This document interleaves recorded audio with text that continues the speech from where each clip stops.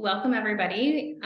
Thank you for joining us today. Today, we are going to talk about our education awards, as this year we will be celebrating our 10th anniversary. And our goal for this year is to be able to provide 10 awards to recipients who are applying for the award. Today, Janice LaBerge joins me and joins us as a committee member, as well as an individual who was passionate to get this program up and running and to make possible for individuals to apply. So thank you, Janice, for joining us, and welcome. Thank you very much, Sue. So what happened was 10 plus years ago, I was part of Brainwave, which is a support program for families who have a brain tumor survivor child 19 years or younger. And this program provides days of fun activities and respite through about 5 or 6 activities during the year. Once the child reaches 19, though, they're no longer eligible for the program. So we were really kind of wondering how we could recognize these young adults and how we could best support them. In addition to that, at the same time, our daughter was in first-year university. And while she was looking at scholarships, there was really nothing out there, absolutely nothing really, to recognize Canadian brain tumor survivors. And it's really difficult for these kids to compete academically, maybe athletically, for financial awards. So we thought this might be a great program to recognize brain tumor survivors to get into Canadian colleges or universities. Excellent. Thank you, Janice. And how many awards to date are you able to speak about the awards, or those who apply for the awards a little bit more? Absolutely. So so far we've been able to award 59 students, which is, I think, stupendous. Like it's really very rewarding. And the bulk of we've also received applications from across the country, and we've awarded student scholarships in 9 provinces. Excellent. And so from those provinces and applicants who apply, I wonder whether or not you can talk a little bit about some of the recipients and maybe inspiration behind or a little bit about the direction that they've taken, or things that we hear in their essays. Yeah, given the journey these students have been on and the medical challenges, they really see firsthand the support, the advocacy that goes into where they have come from, where they are planning on going. And predominantly, a lot of them want to make a difference in somebody's lives. And that's perfectly understandable. So we tend to find that many of the applicants are going into helping profession type careers. So that being health sciences, nursing, child and youth, teaching.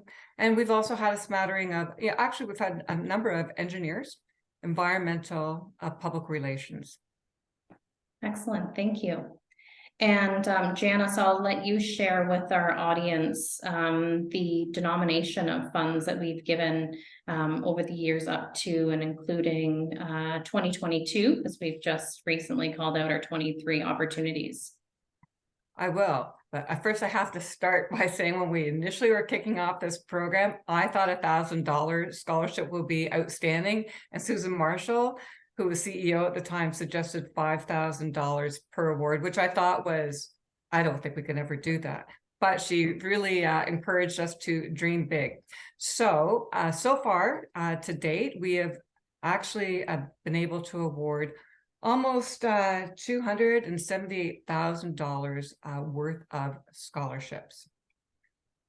It's amazing. It's amazing. I too, over the years, Janice, of being on the committee, am always so thrilled from the support that we get to make these possible. And I wonder whether or not you'd like to share a little bit about how these are made possible.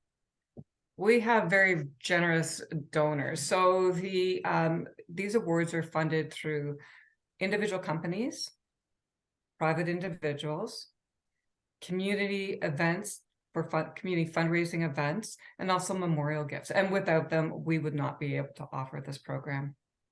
Absolutely. Yeah, it's absolutely amazing to see the ongoing support that this program has. And we're so grateful to have incredible businesses and donors and events that make this all possible to be able to award each year. And hopefully, you know, with individuals seeing this and seeing, I know that I've said to the committee a ton of times that being the research program specialist, I'm able to make phone calls and have the opportunity to award these to individuals and the impact that it has on the families. And, you know, sometimes the quiet voice at the end of the line that, you know, I'm wondering, is someone still there? Did they hang up? And it's just that they're in absolute awe of receiving this. So I can't thank the committee enough for taking the time to review so many applicants. And Janice, I don't know whether the next area of talking about kind of how many apply and how people apply is a good next stop. Sure. So a couple of things. I would say we receive over 30 applications per year. We started out giving 5 per year. The last couple of years, I think we've been able to give out 8 awards. So on average, 6 recipients per year. That said, it's a very competitive process. So the committee has really tough conversations and difficult decisions because it is so competitive. And at the end of every vetting process, we always wish we could give awards to everybody because their stories are just, they're very heartwarming. They're very humbling. And these kids have been through so much, and you know that a financial award is going to make a huge difference in their lives. And this year, for the 10th anniversary, we are really hoping to give 10 awards. And can you talk a little bit about who's on the committee and the makeup of our committee and how we kind of differentiate kind of the rankings? Yeah, we have a diverse committee, which is the way it should be, and it also gives different perspectives. So we have a nurse practitioner who's in the area of pediatric neurology. We have a former board member. We have also someone who was diagnosed with a brain tumor as a teen, who is now an adult. I'm on the committee as the mother of a brain tumor survivor, and of course yourself, representing the foundation. Oh, thank you, Janice. And in terms of kind of our ranking process and what we're looking for in applications and, you know, how we decide, can you chat a little bit about that? Yeah, it's a tough one. So the application process is quite extensive. So applicants need to come in with a list of their volunteer experience, the number of hours per year, any awards that they've received. They also provide a reference letter. We also know what their medical diagnosis has been. So, and they also have to write a personal essay. So we factor in all of those pieces, and then we have a discussion, because some people, their journey might be not as significantly challenging as others, but that doesn't mean that they should be excluded from the process or discussion. So it takes a long time to vet all of these applications. All of these students have gone through quite a journey, and it's sometimes very difficult to put to decide that somebody's journey isn't as significant as somebody else's, but in some cases it's just a tough call. I wonder whether or not you can chat a little bit about, if people are interested, how do they apply, when do they apply, when does it close, and kind of the next steps from here. Well, okay, a couple of things here. One, I can say where they would probably find this information if they were looking for it. So we try to get, and the foundation, through a variety of sources, through guidance counselors in schools, on scholarship websites. It's on the Brain Tumor website. I would suggest they Google youth education scholarships, and that will come up. Social media, also through the Brain Tumor Foundation events and programs. The cutoff for this year is May 19th, 2023. And I do know that the guidelines and the applications have already been posted. So they are there, and they are just waiting for people to come and download them and fill them in. Excellent, thank you. And I know that as a committee, we try to turn things around quite quickly. We try and award these so that individuals know kind of the end of July, early August, so that we can start to get the next steps moving forward to ensure that educational institutions receive the funds accordingly and quickly, so that for people that have payments that are coming up, those get taken care of. So thank you so much, Janice. I don't know if there's anything else that you wanted to share or go over. I just would really encourage anybody to apply. We recognize that these students have overcome significant challenges, not only medically, physically, socially, which is a really big one as well, and academically. And the resilience that they've shown just to persevere through everything. We really want to help them kind of achieve their dreams, their education dreams, whatever they happen to choose.